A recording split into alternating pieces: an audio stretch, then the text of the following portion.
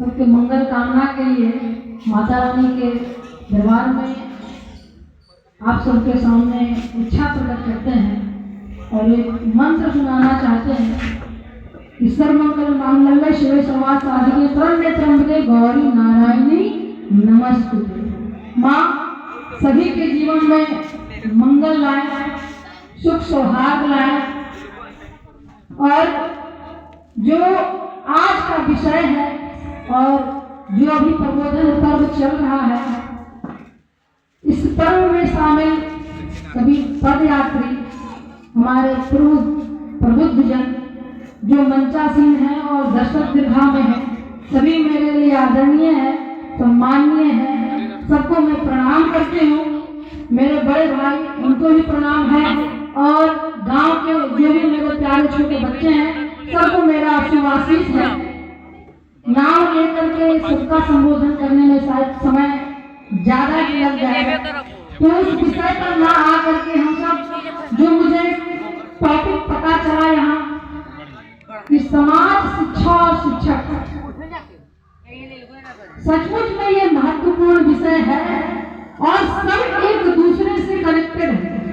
कहीं एक चीज गड़बड़ हो, जैसे हम सुबह उठते हैं कहीं बाहर जाना होता है तो कपड़ा पहनते हैं, शर्ट का बटन लगाते हैं, अगर एक बटन ऊपर वाला नीचे आके लग जाए तो पूरा का पूरा सीक्वेंस खराब हो जाता है। तो समाज में ये तीनों भी जो है कुछ उसी तरह का है।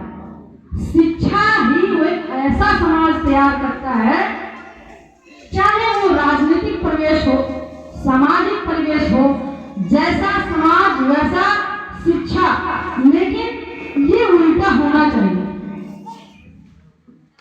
समाज ऐसा हो जहां हर लोगों के मन में सहानुभूति हो, एक दूसरे के प्रति परोपकार की भावना हो। ज्ञान सिर्फ किताब से पढ़ लेना वो नहीं है, वो तो कौरव किया करते थे।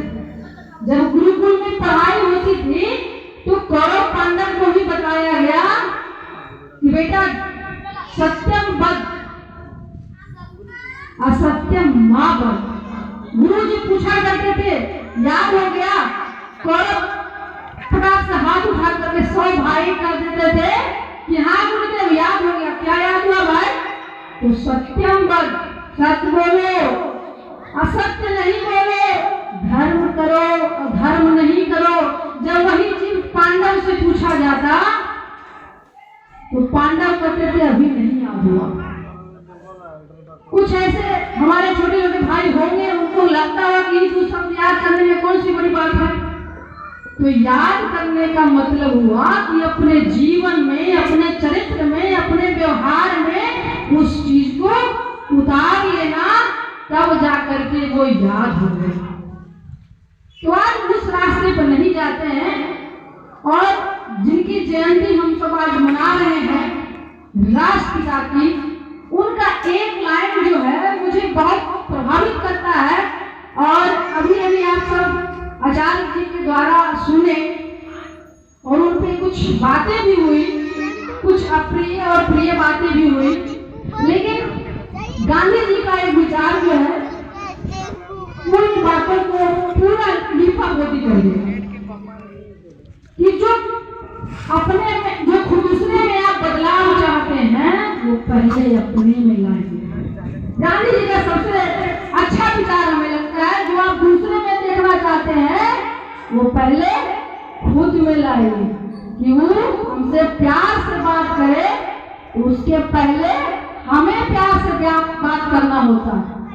वो हमें इज्जत करे, उसके पहले हमें इज्जत देना होता है। Give respect to take respect. जब तक आप इज्जत नहीं दोगे, सम्मान नहीं दोगे, बदले में आपको नहीं मिलेगा।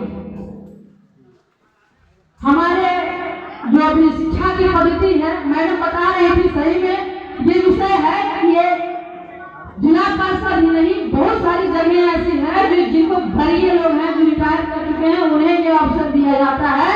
और हमारे नौजवान भाई, नौजवान जो बहनें हैं हमारी, जो पढ़ रही हैं, बहुत मेहनत कर रही हैं, चाहे वो अपने देखिए नीट का एग्जाम हो, नेट का एग्जाम हो, कहीं हो, अगर आपके पास रुपए हैं तो आप एक अच्छा डॉक्टर बन जाइएगा और जल्दी से जल्दी मनुष्य को जमलोक पहुंचा दीजिएगा। डॉक्टर बन जाइएगा, कैसे डॉक्टर बन जाइएगा। पैसा दे करके बहुत सारे शिक्षकों की बहाली हुई, शिक्षक चले गए, वहां पदस्थापित भी है। ये मैं किसी पे कटाक्ष नहीं कर रही, जो भी परिवेश है जिसको हम सुधारना चाहते हैं, जिसके बैनर तले हम लोग यहाँ बैठे हैं, शिक्षक बन गए, तो डॉक्टर अगर बना उस तरह से तो 100 मरीज 150 मरीज को जल्दी भगवान के पास पहुंचा देगा। इंजीनियर अगर इस तरह से बना तो कुछ हो सकता है, पुल के जरिए साल में 1500 इंसान मर जाए।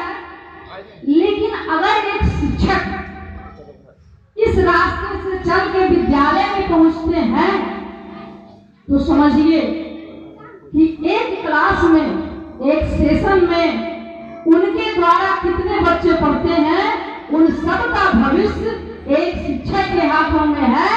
और सोचिए कि अगर वैसे शिक्षक शिक्षा देंगे तो कैसा समाज, क्या रोटी कमा पाएंगे वो बच्चे, हमारा देश आगे जाएगा या पीछे जाएगा। पद्धति तो गड़बड़ है हमारे समाज का, लेकिन हमें सुधारने के लिए गांधी जी का ये विचार जरूरी है कि जो दूसरे में सुधार चाहते हैं वो अपने आप में चाहिए। समस्त दुर्गुण जो है पदाधिकारियों में, शिक्षकों में ही नहीं है।